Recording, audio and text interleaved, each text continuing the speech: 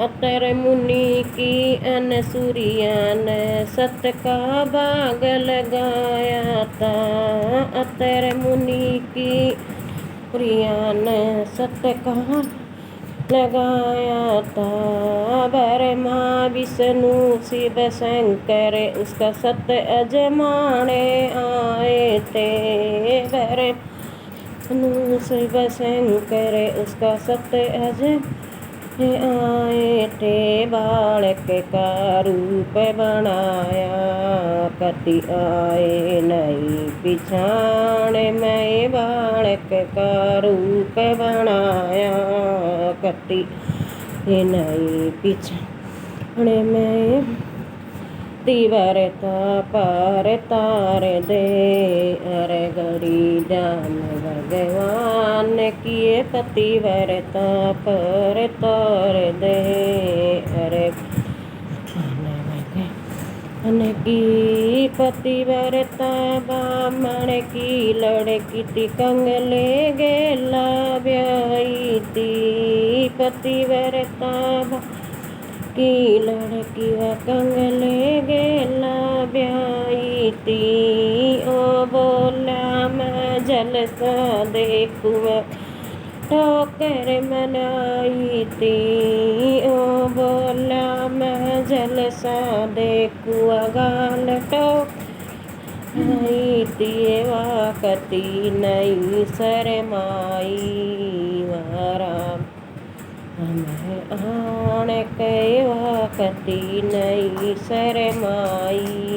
वा बीच सभा में कहे पतिव्रता पार तार दे अरे गड़ी ध्यान भगवान किए पतिव्रता पार तार अरे गड़ी ध्यान की पतिव्रता सावतरी थी। व सत्यवान कह ब्याई थी। पतिव्रता सावतरी थी व सत्य कह ब्याई थी। सत्यवान जिब मार दिया वा कति नहीं घबराई थी। जिब मार दिया कति नहीं आई थी। उन करड़ी बस लगाई ले आई सत्यवान नए उन करड़ी बस लगाई ले आई सत्यवान नए पतिव्रता पार तार दे अरे गड़ी ध्यान भगवान किए पतिव्रता तार दे अरे गड़ी ध्यान किए पतिव्रता। तीव्रता सलोचन तीवा मेघनाथ कह ब्याई थी। पतिव्रता लोचन तीवा मेघनाथ आई थी। मेघनाथ जिब मार दिया वासी से मांग कर लाई थी। जिब मार दिया वासी से मांग लाई थी। वाकती नहीं घबराई वाराम सभा में आण कहे वाकती नहीं घबराई।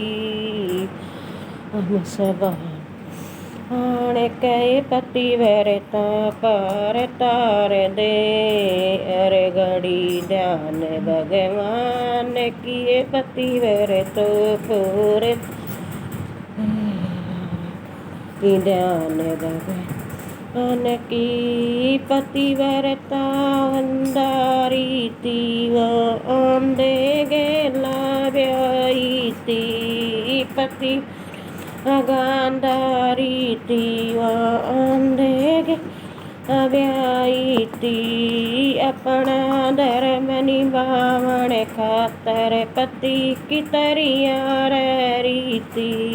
अपन निभावण खातर पति की तरी रीति वाकती नहीं शरमाई आख्या कपटी बांध कहे वाकती नहीं शरम आख्या कपटी बांध कहे पतिव्रता पार तार दे अरे घड़ी ध्यान भगवान किए पतिव्रता पर तो रे घड़ी मान के पतिव्रता अन सूर्याती वा अपने धर्म पे डट रीति पति न सूर्याती वा अपने धर्म डरी थी लक्ष्मी पार्वती बरमाणी वा इन तीन वाक खटकती लक्ष्मी वती बरमाणी वा इन तीन खटकती उन तीनू देव खंदाए और सती का सत अजमाने नए उन तीन बखंदाए और सती का सत्याज नए पतिव्रता पर तोर दे अरे घड़ी ध्यान भगवान की तेरे आत का भोजन जी मत नंगी ओ कजिमा देन तेरे भोजन जी मत नंगी ओ कहा देन अन सूर्या ने ध्यान लगाया ईश्वर लाज बचा देन ज्ञान ध्यान लगाया ईश्वर लाज बच के नए उन तीनू बालक बनाए और चूल्हे अन सूर्या के पालने उन तीनू बालक चूल्हे अन सूर्या के पालने पतिव्रता पार तार दे अरे घड़ी ध्यान भगवान किए पतिव्रता पार अरे घड़ी ध्यान की लक्ष्मी पार्वती वरवाणी वे सूर्या दौर आई लक्ष्मी पार्वती वरवाणी में इन सूर्या दौर आई बे मारे पति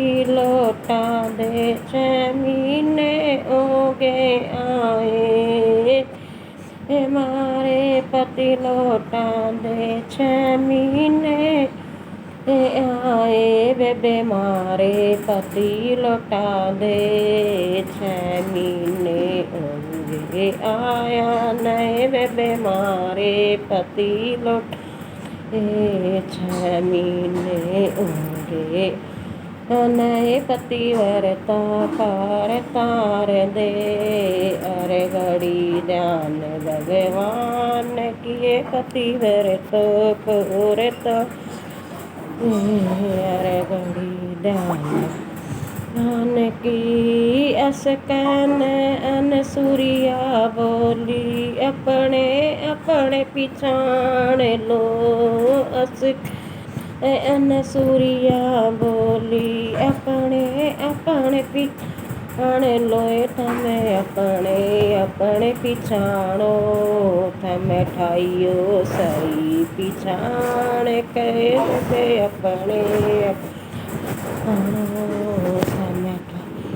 सही पिछाण कहे सूर्य न मारा फेरी में असली रूप में आए थे अन मारा फेरी में असली रूप में आए थे पतिव्रता पर तार दे अरे घड़ी ध्यान भगवान किए पतिव्रता पर दे